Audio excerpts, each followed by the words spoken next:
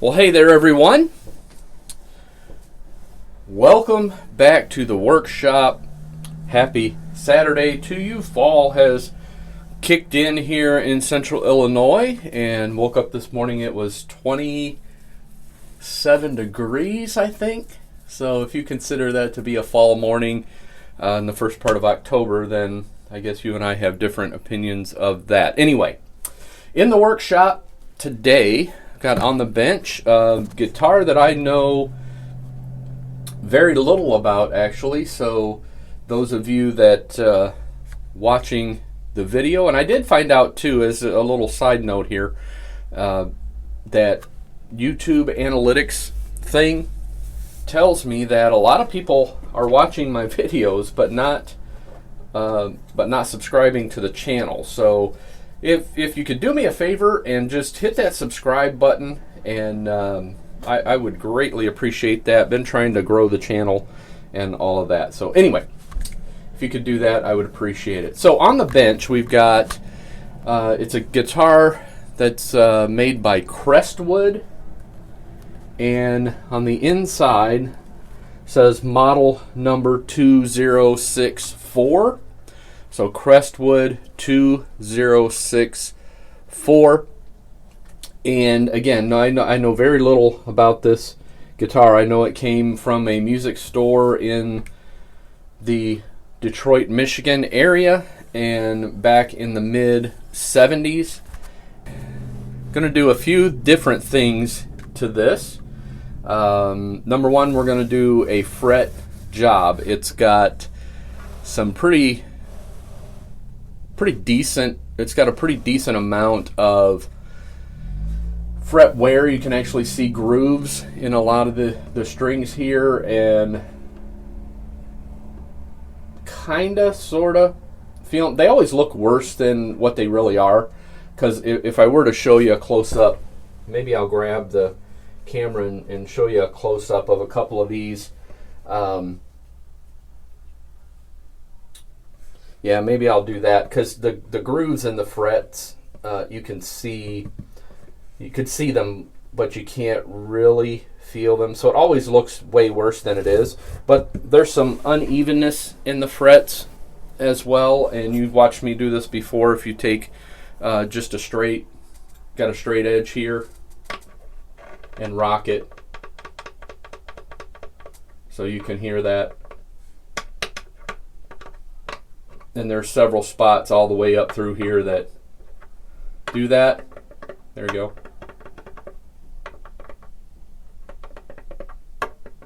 So there's some unevenness there. So these need to be reworked anyway, just because of the grooves that are in them. And show you how I'm going to do that. I've got this set, and I think I just ordered this stuff here off of Amazon. Didn't cost very much money, but you kind of do need some things if you're going to do guitar work. Like, I need to know what the radius of this fretboard is, and so I've got these are called radius gauges, and I can go anywhere from let's see, that's not 7.25 to up to 12 on this one, and then 14 to 20 on this one. So this is good for a wide range of guitars and basses. And so I just spent a few seconds putting the gauge on, and you have to kind of look and maybe take the light and shine the light, see if any light comes through, and all of that.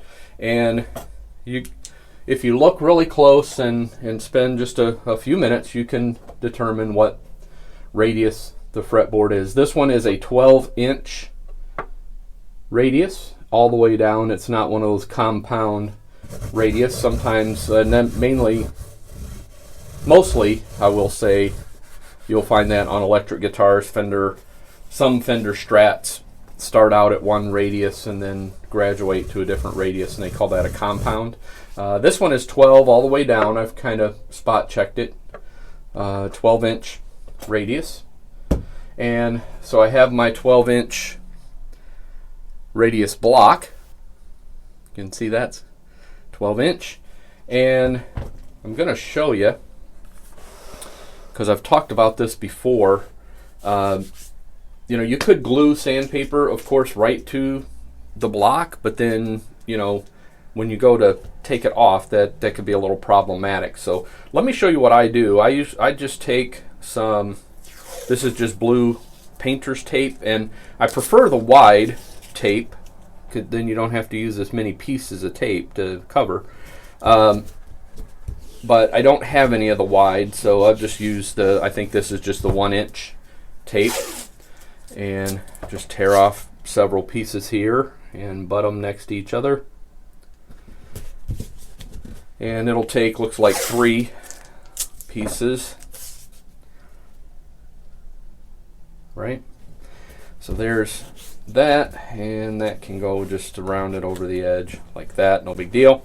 All right, so now we've got the tape on the radius block here. Now, if we just take, I've just got some super glue here, liquid thin super glue, and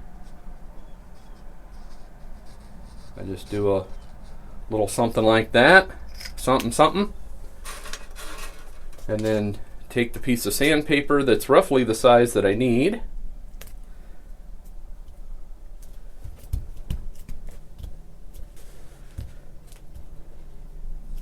and the super glue, of course, does not take very long to set up. It's pretty quick drying there. All right, so now we have, and I like to use 320. I don't like to go rougher than that unless I absolutely have to.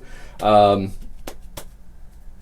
in this case, I don't believe we will have to. So there's the sandpaper. Now, when I go to change that, I just peel off the tape, and that will all come off together, and then I can put some new sandpaper on there when I need it. So just show you that little trick of the trade there. And so we're going to do frets on this guitar. I've kind of given it an inspection. I've checked all the tuners, and these are good on this side. These two here are on the loose side, so I'm gonna, when I flip that over, tighten that up and get that going. What I think for a little bit here, I need to get the truss rod cover off, make sure the truss rod works properly in this guitar. I need to flatten out this neck, so I'll have to grab my straight edge, and before I level the frets, I like to do a truss rod adjustment and get this neck as flat as possible, because at this point it's probably got a little bit of a back bow in it, and which the strings will pull out, and so for neck relief or underbow and all of that. But you've heard me talk about that and seen me do that setups on a lot of guitars. But I'm going to straighten this neck, tape off the fretboard, and then I'll be back with you. Welcome back. Just been a few minutes that I've been away from you, and you can see I've got things just about ready to go as far as doing the frets is concerned. I've got everything taped off, and I got my marker ready to go. I've got my 600 grit sandpaper ready to go. I've got my semi-chrome, and on this particular one, I've mentioned to you before, I used to do the polishing part with the semi-chrome polish. I used to do that by hand, and the last several times I've been doing that with I've got these buffing pads that go on the drill, and so I'm going to show you that little trick as well. I did take some time. I found the right sized Allen for the truss rod, and I took some time with the straight edge to make sure that the fretboard was as flat as I could possibly get it. So I think we're ready to go, but I think before I do that, I'm going to put you on the handheld here and kind of show you, if I can, and I think I can show you some of these wear marks in the frets, and they look a lot worse than they are, but I'm gonna show you here. Got you in the camera so you can see, and it's especially on the high side where the thinner strings are. Can you see the grooves there and there? Maybe if I tip it a little bit, that might help. But it always looks worse than it is. Like I said, you can see what looks like dents. But if I run my thumb and my thumbnail, I'm barely feeling those. So it always looks worse than it is, but it does need to be done because, as I showed you, they're not level. So let me to the overhead view here, and I think what I'm going to do is go ahead and color these frets. Again, the coloring, I know some people don't go through all of this when they do frets with the taping and the coloring and all of that, but for me, it's a good visual reference, and I do this and I get in a little bit of a hurry, and if I slip, by having the tape on there, if I slip, it doesn't mark on the fretboard. Like, I don't know if you can see there where I slipped off. But the marker is just a visual for me as I'm leveling. If I'm still seeing marker, then I know that I'm not level. And so once all of the marker is gone, then everything is level. And we can move on to the next part, which is the recrowning. Hopefully I don't think I'm blocking you there. So you do have to have, I showed you some tools a little bit earlier, the radius gauges and all of that. And to do stuff like this, you can't just sand these flat and leave them like that. Your frets will just wear really bad. The guitar won't play well and all of that. So I've got a fret crowning file. This is a diamond fret crowning file.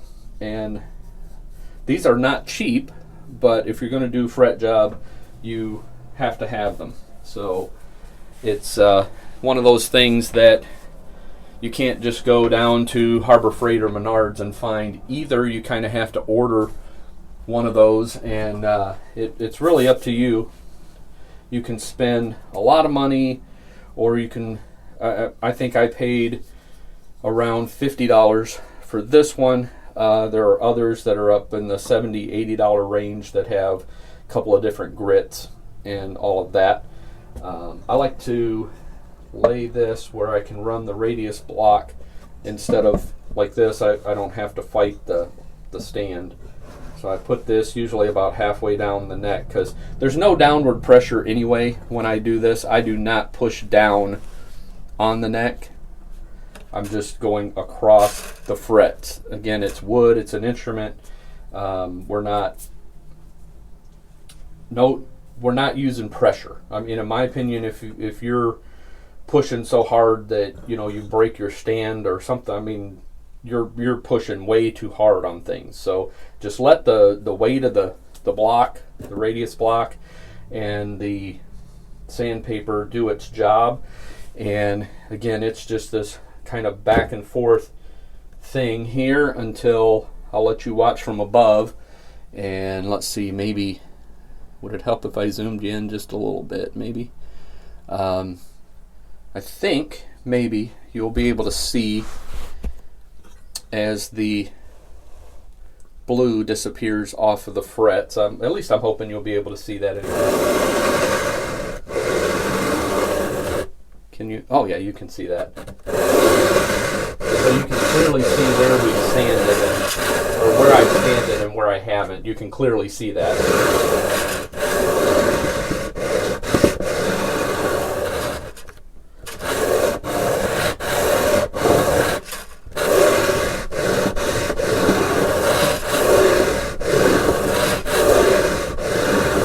I like to take strokes all the way down and all the way back. Every once in a while, if I get one that's typically the body joint on an acoustic guitar is the one that is really high, and so sometimes I'll spend a little more time in an area if I need to, but for the most part, I like to take full strokes until we're level. So I'm going to do this it'll just take a few minutes, and I'll either just bust this into time lapse or edit this part out. Okay, so that's it for the sanding with the 12-inch block, and you can see, hopefully you can see from here all the way to the body joint and even into actually about here, pretty level. There's low in the middle of the frets on these last 3 or 4. I would say the last, I'm trying to look as close as I can, the last 3 for sure still have a little bit of low in here, but on this type of guitar, honestly, I mean, you'd have to have really huge hands or something to play up in here. But I mean, there's really no money playing the guitar up in there. You know, most everything is, you know, from this part of the fretboard. So anyway, that's all I'm going to do on that. I didn't want to sand anymore just to get this little bit out right here. I didn't feel like that was necessary. So we're nice and flat, at least from here up. We're pretty flat. It's a pretty small flat, pretty small flat spot on the top here, but it is level. It's pretty typical fret job. I think it's going to be absolutely, really, it's going to play really well, set up really well when I get done. So I'm going to go through and color these one more time.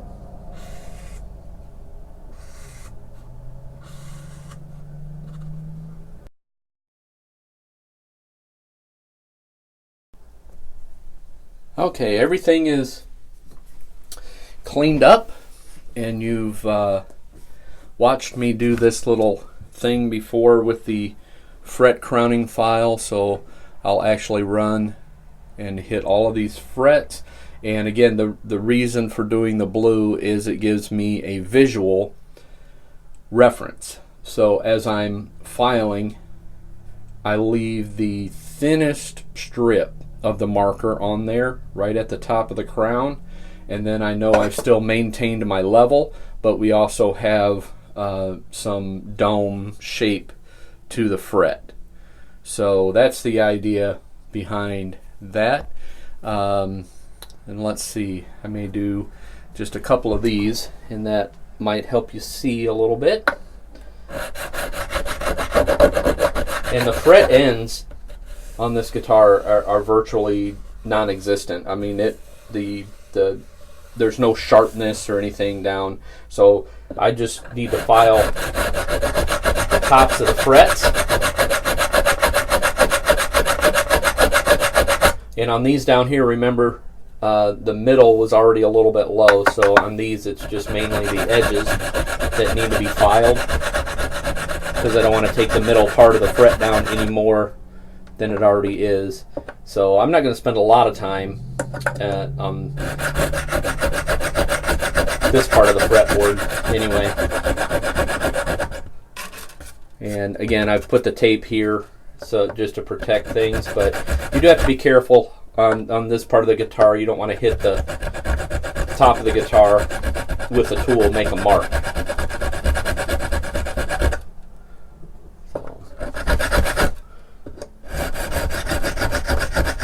And the ones that are flatter will need a little more filing.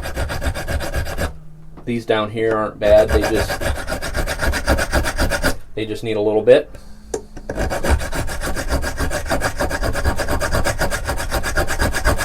The diamond file does a good job and a pretty quick job of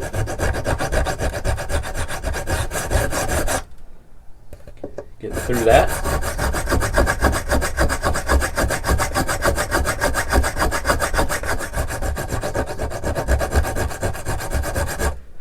When I'm done with the crowning, when I'm done with this part and done with the recrowning,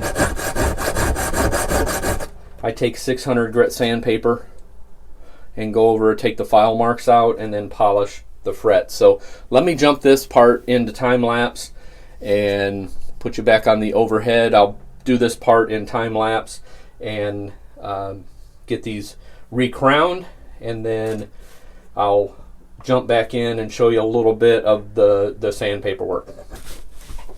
Okay, back with you. And the crowning is done. So they look, they look really, really good. And so what I do to finish is I take 600 grit sandpaper, and I just have 600, it's 600 wet or dry sandpaper, and I just use it dry, of course, on the frets.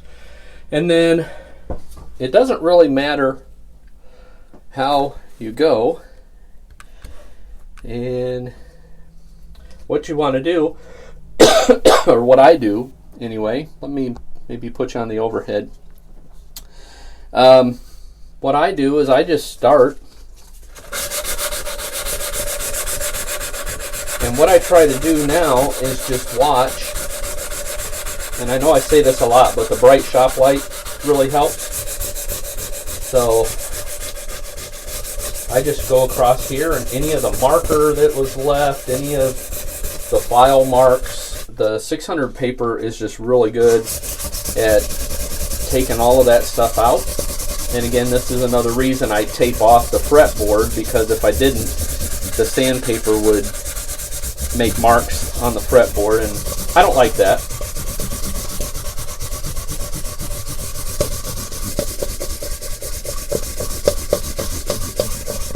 And the 600 seems to work really well, and then go from 600 to polish, and that just seems to work really well.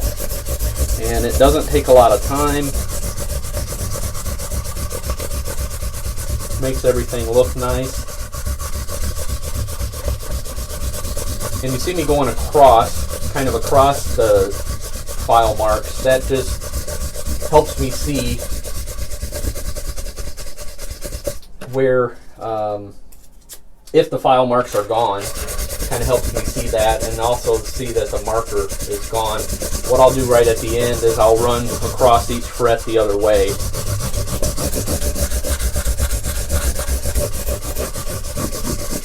And the 600 doesn't take material. You don't have to worry about, losing level on your frets or anything like that, because the 600 won't take material off like the files and the 320. I mean, it's pretty mild.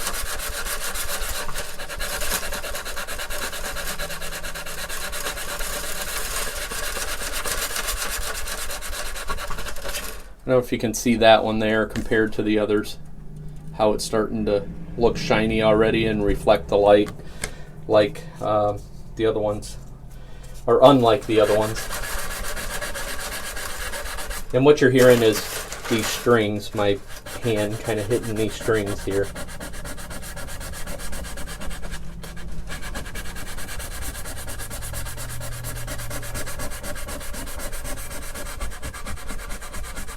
Alright, so that's kind of the drill here with the sandpaper.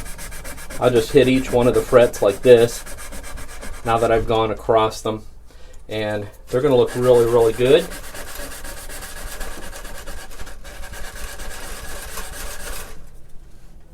So I'm going to just do that for a little bit.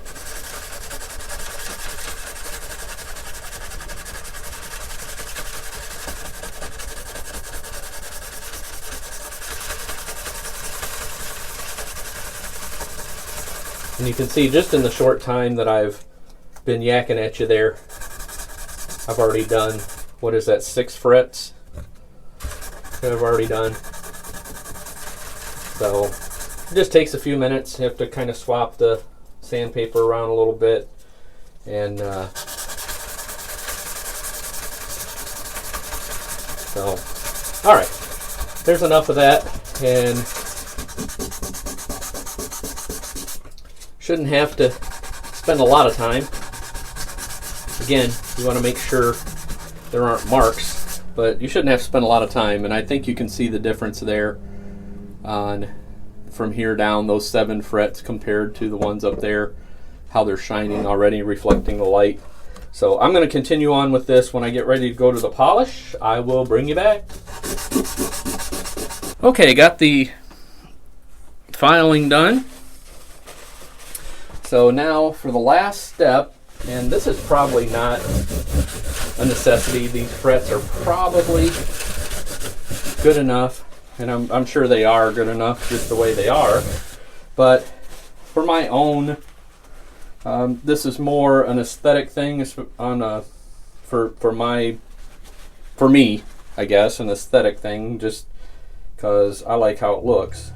So what I'm going to do, I've got my, you see the semi-chrome Hapitch semi-chrome polish, and I'm just going to put a little bit of that on the frets here. Definitely don't want to overdo it. This stuff goes a long way, I think. This is only the second tube that I bought in probably, I don't know, 5 years.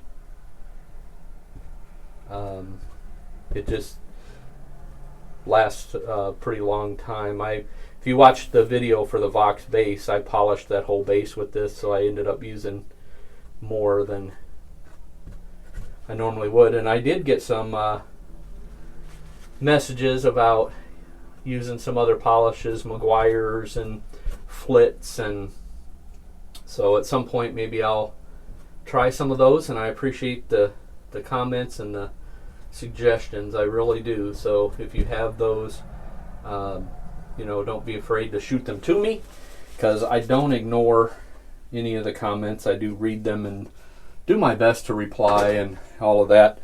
All right, so here's what I'm going to do. I've got drill set up with, see here, got the orange pad. And actually it has two orange pads. This one has the one that's got the shape to it. It's not just the flat one. It's but run this up and down through here. Again, no downward pressure on the guitar. That's not good for the guitar neck, and it's unnecessary. So we definitely don't have to put any downward pressure. So if you're a headphone user, I'm going to be doing that for a couple of seconds, so you may want to adjust your volume. But I'll show you how these frets polish up, and they're just get like a mirror, shiny like a mirror.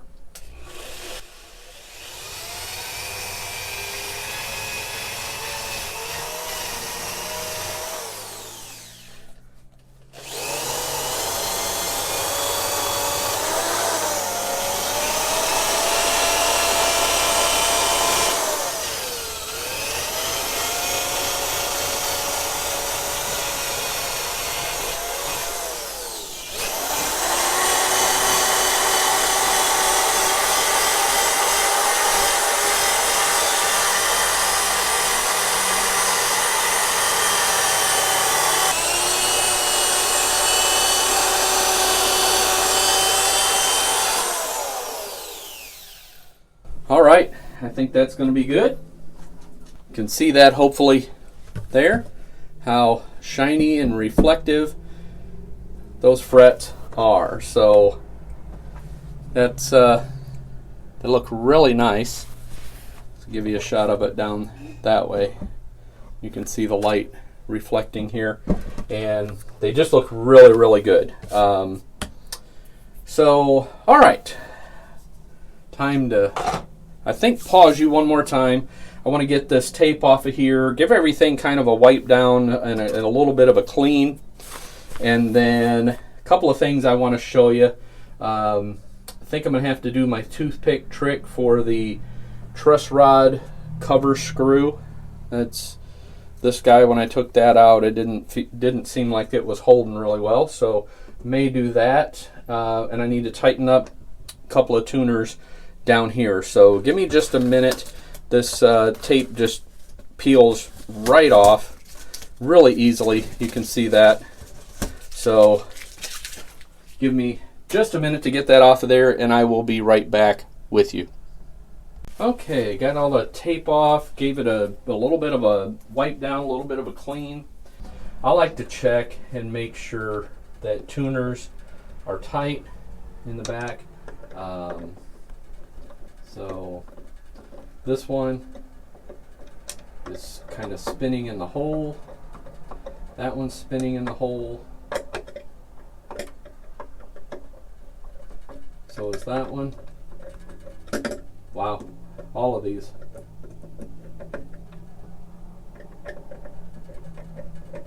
Yeah, all of these. I'm going to have to actually take the tuners out, and I think have to do, well, no, this one feels okay.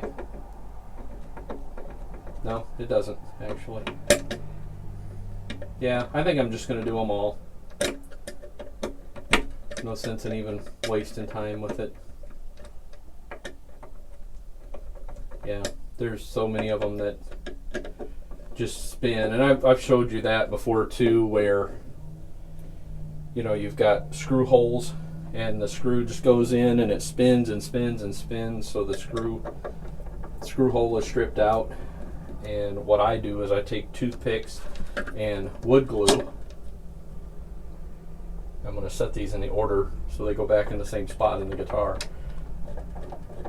But what I do is I just take wood glue and toothpicks and fill the hole, level it off a little bit, and then once I'm done with that, the screws will tighten up. So that's what I'm going to spend a minute doing here. Won't take very long. Take longer maybe to get the tuners out and back in than it will to actually fill the holes, and because that's a pretty simple thing actually. Squirt a little bit of glue out and so,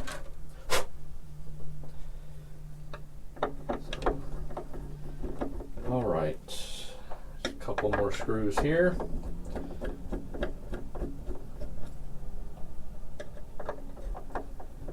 Turned into a bit of more of a project than I thought. Only felt like a couple of them were actually loose, which kind of surprised me. But that's all right.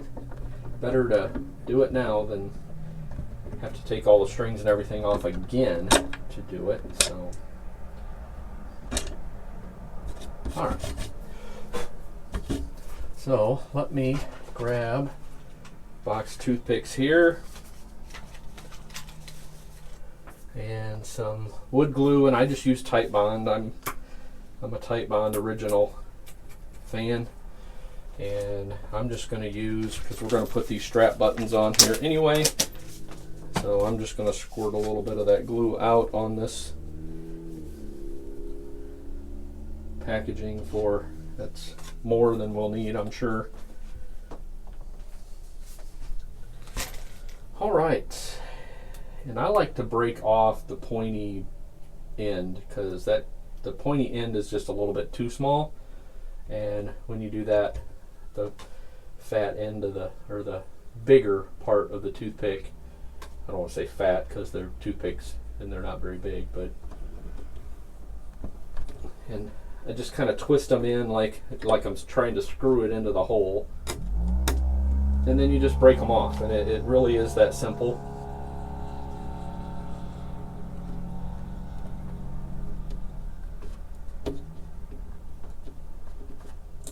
And the toothpick takes up that space. So the screw, it just gives more wood for the screw to bite into. And the toothpick, of course, is a soft wood and not a hardwood, so it's not like a dowel. The toothpick is a soft wood, so you don't have to pre-drill before you put the screws back in. You can just kind of push them in and start them, and that works really, really well. So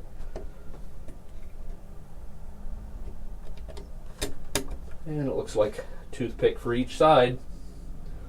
Got 6 holes. So, come on, get in there.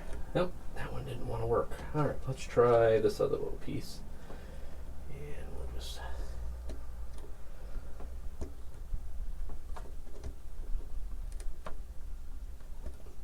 All right, we'll let that set up for a minute and I'll just cut it off.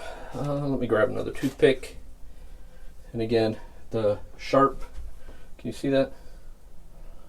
The sharp end of the toothpick, I just break that off because in my opinion it's just too small for the hole. And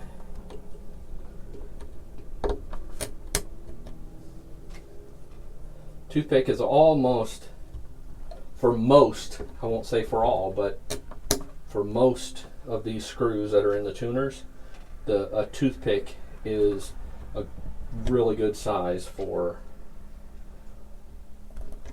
it's almost an exact match for the hole. So the toothpicks work really well. If you get some that are bigger, you might have to go to a dowel, you know, and do something like that, or double up on the toothpicks, and then the, you know, that skinny part might come in handy for you. But you can see how fast that whole process is there. I think what I'll do, I need to get a little bit of water on a paper towel here so I can clean up that glue. And just wipe it down.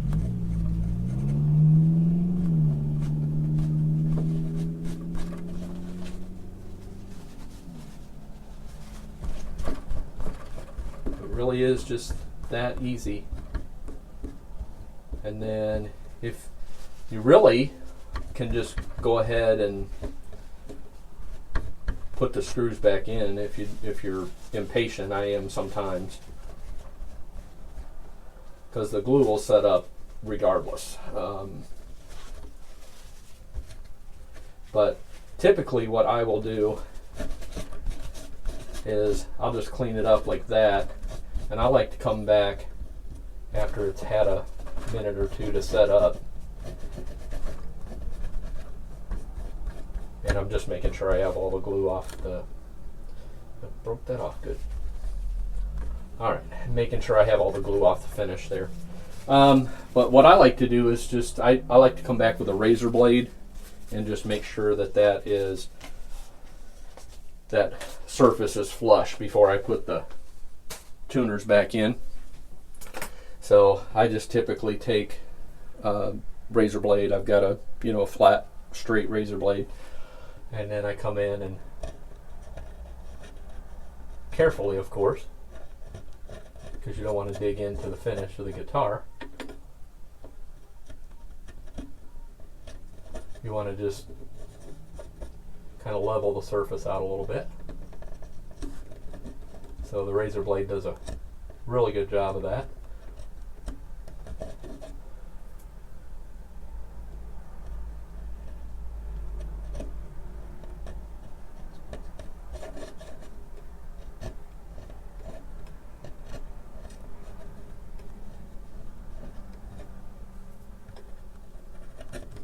Okay, so there's that side.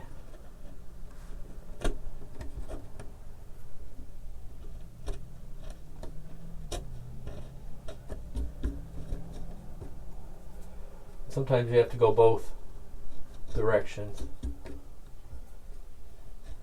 Just kind of depends on how the toothpick wants to, or how it broke off and how it wants to cut with the razor blade and all that.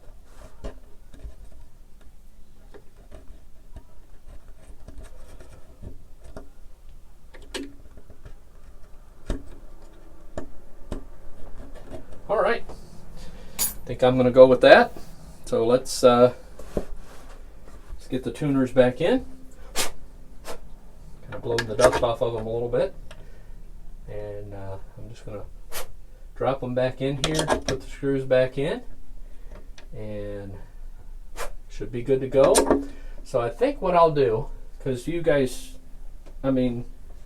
screwdriver, I'll show you one, I guess.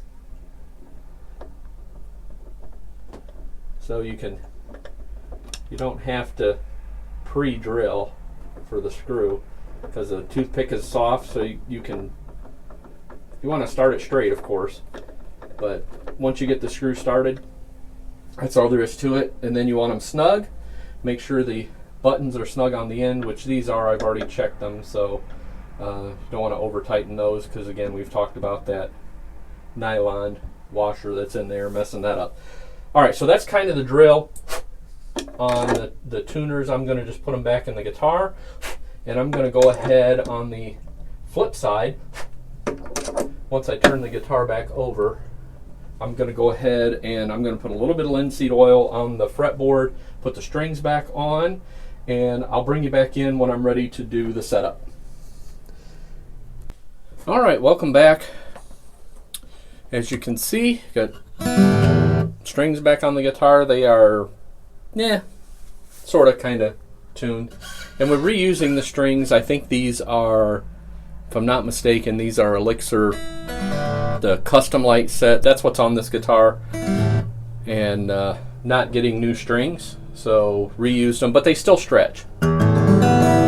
So got a pretty good sound. Guitar does. Excuse me, the guitar's got a pretty good sound. But we're going to do normal checks here. Got the feeler gauges, I've got this saddle here. Let me kind of show you this saddle here. I don't know if you can read that or not, but what I like to have and what I typically set up, 5/64 and 4/64, and do the 5 on the low side, the 4 on the high side. That's how I like to play. I like 10/1000ths relief on the neck, in this fretboard in the middle, and then 18 thou. We're going to check the first fret action. So I'm actually going to go ahead and do that. That feels really, really good. I can just maybe a little tighter on the low side, but that's okay. It's a snug 18 on this side and 18 on this side, so that's perfect. I'm not going to mess with that at all. I'm going to check neck relief, because I did loosen off the truss rod to straighten everything, so we may have to tighten it back up depending on what the neck relief is. And for this, I like to typically fret. I'll put a capo on the first fret to kind of explain this process to you. Capo on the first fret, and then I fret the body joint fret. In this case, that's the 15th fret on this guitar. So I'm going to fret that, and then I've got 10/1000ths, and I check around the 7th fret, 7th, 8th, 9th, checking somewhere in that. You just want to be in the middle.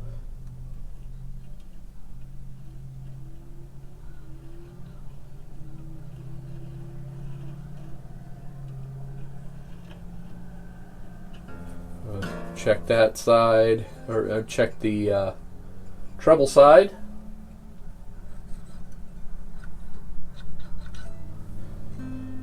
And I know some guys will say, oh, you need to check it in playing position and all of that. For a really heavy guitar, like if you go back several videos, the Ibanez 5-string bass that I was working on, that can definitely be a thing. But a guitar like this, the guitar's not putting enough weight on here to change. If I check it, like this, and then I go check it in playing position, it's going to be the same. So it's a pretty snug 10 at this point, but I think I'm going to leave it, and as long as it doesn't buzz, we'll be good. But I'll check all that up and down the neck, because we did the fret leveling, so we want to make sure that that's all good. All right, so for the string height, again, I've got my 5/64 measured here, and we are above that quite a bit, and we're above the 4 on here. Now, the advantage that you have with the adjustable saddle on an acoustic guitar is you can just lower this, of course. And you can always lower things under string tension. You never want to try to raise things. You want to loosen off the strings if you're going to raise them up. In this case, I'm lowering the saddle, so I'm going to be fine. And I'm just going to eyeball it here. Careful not to drop the screwdriver and damage the guitar. So I should be able to see it here when it's low enough.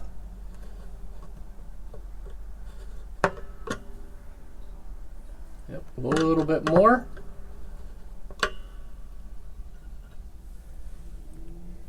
Maybe switch views, that might give you a little better idea. Maybe zoom in. Will that help? Maybe. So we're checking at the 12th fret. And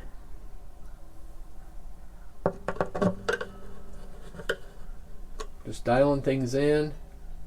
I think that is pretty good. Right there. So I'm going to leave that. And let's do 5 on the other side the same way. So I'm just loosening that screw. I'm just here, I've got a screwdriver and I'm just loosening off the screw. You can see that there. Until the string barely touches the 5.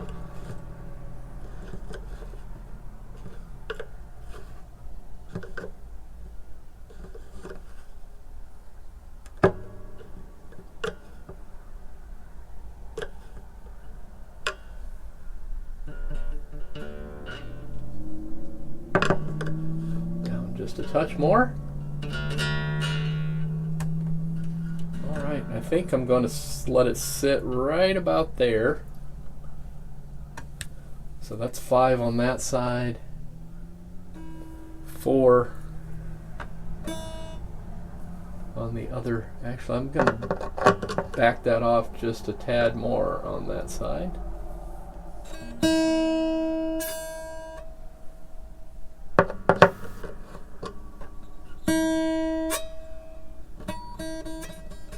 Alright, I think that's going to do that. I'll probably have to retune. Yep, definitely have to retune there. I did for the... I need to put the truss rod cover back on because I'm not going to do an adjustment. Actually, I'm going to recheck it right now since I messed with the string height. So again, capo on the 1st fret, fret the body joint, and then check around the 7th fret.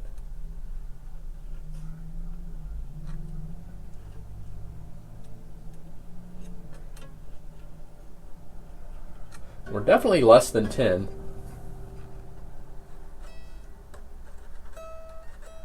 Definitely less than 10. I wonder if I can, I'm going to try to maybe back that off just a little bit. It's actually backed off. It's actually loose. So, alright, let me, and it's not a 2-way truss rod. I did check that earlier. So I think there's that.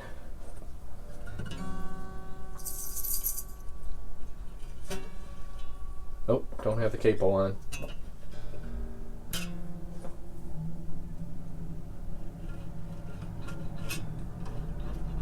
I think I'm going to roll with that and not do anything to it unless there's some buzzing somewhere, and then I'll have to maybe figure out what's going on. But I think that's it as far as the setup. I did for the truss rod cover here.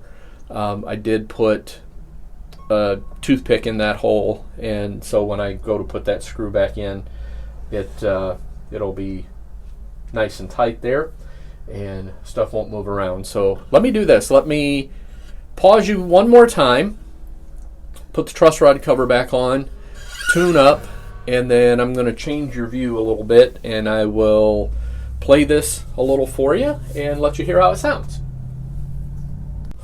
All right, welcome back to the workshop. Finish up on this. Again, it's a Crestwood model number 2064. It's a pretty guitar. Has some nice inlay work, looks like abalone shell around the edge. Got some mother of pearl dots going up the fretboard and all of that. Again, it's a mid-70s. If any of you know anything about these old Crestwood guitars, I'd love to hear from you about it. All I know is it's from the mid-70s and it came from a guitar store around the Detroit area. I think Dearborn, Michigan area is where this guitar came from back in the 70s. So thought I would just play a little bit, just again kind of recap. Mainly it was just for fret jobs, so I did frets and then cleaned up a little bit, oiled the fretboard. Had to do my little toothpick trick for the tuners back here.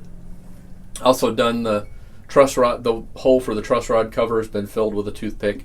Not going to put that on yet. I'm going to let this thing sit overnight at least and see if any of this moves, since I did do a truss rod adjustment and all that and had strings off of it for a little bit.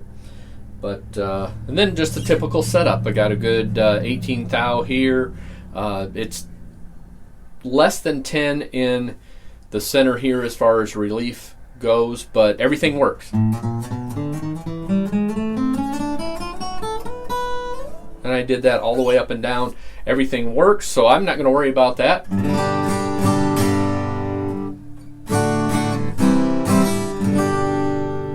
So it's got a pretty good sound.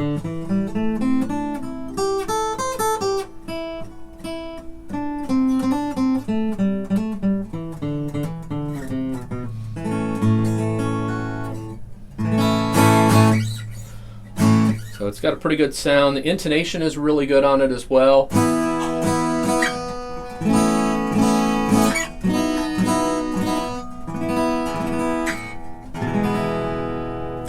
So it seems to be holding tune really well, and intonation's good, all of that. It plays really nice. Action's super low and all of that, which is what I like.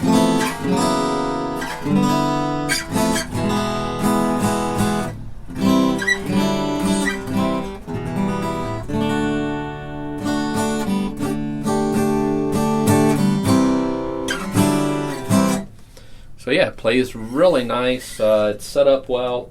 Again, it's got the, I think the Elixir custom light is what this had on it, and didn't change those, left them on here, and that's what it's set up for. So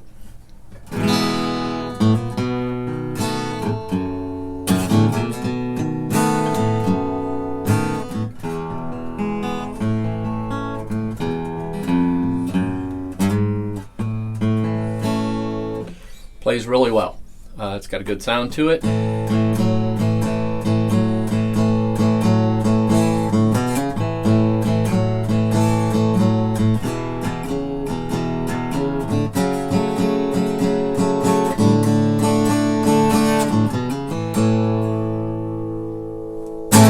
All right, just give you a little idea what it sounds like. Cleaned it up, wiped it down really well. I'm going to let it sit overnight, make sure that everything holds as far as the tuning and especially the truss rod adjustment. Make sure none of that moves around and all that. So I'll check on that later. But I want to thank you for joining me in the workshop for this video. And again, that's Crestwood. You can see bring the logo up there to you, Crestwood guitar. And the label inside says model fine crafted guitar, Crestwood, made in Japan, model number 2064. And it does have the serial number inside there as well. So if you know anything about these old Crestwood guitars, leave me a message and or contact me somehow and let me know. And would love to hear a little more about the history of these guitars. So thanks for watching. Thanks for joining me on the channel, and got some really, at least I think, kind of cool stuff planned for the winter months, I guess, in the workshop. It'll be winter here before too long. Won't be able to get outside and do stuff, so I'll have time to be in the workshop. Still have to finish up that 1937 Epiphone guitar that I've been restoring, and I've got another arch top that I'm going to do something funky with it, and then some electric guitars. I've had someone contact me about working on some electric guitars for them, so I'm gonna got all of that in the works. So thanks for joining. Stick around, and if you haven't subscribed, click that subscribe button. Love to have you as part of the channel. See you next time in the workshop.